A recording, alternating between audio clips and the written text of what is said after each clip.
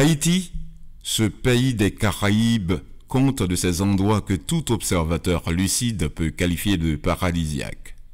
Ils sont non seulement frappés d'un gigantisme naturel, mais aussi ils sont faits de mains divines. S'il faut fréquenter ces lieux, il est utile d'avoir avec soi un quelconque calepin afin de noter les 1001 moments épars qui maculeront le temps d'être dans ce paradis sur terre.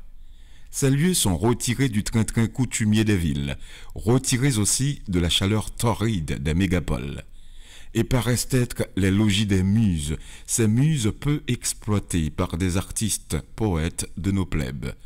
L'Haïti profonde n'est pas connue du monde. Nos bardes semblent n'avoir jamais chanté ses beautés, ses charmes, ses couleurs, sa culture, ses richesses, ses ressources humaines, ses potentialités à tous les points de vue, sa musique et son carnaval.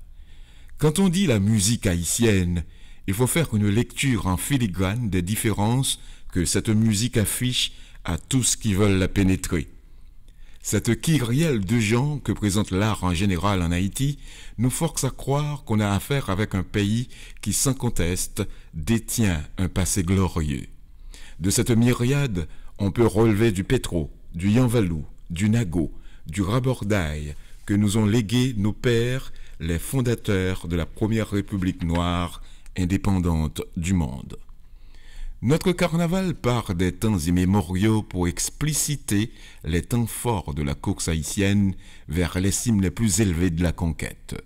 Un carnaval fait de mariages de couleurs, rappelant à tous l'originalité tropicale qui s'accorde à nos sites, nos monuments historiques, tels que la citadelle, cette merveille du monde, le palais sans souci, le palais national, le palais de justice, pour ne pas dire le temple de Thémis, les monuments de Vertières, Casal, la prison coloniale du Cap, le Sceau Mathurine, la plaine de l'Artibonite, la forêt des Pins, l'hôtel Montana, la vue panoramique de Port-au-Prince, la capitale, la côte des Arcadins, la place d'armes des Gonaïves, etc.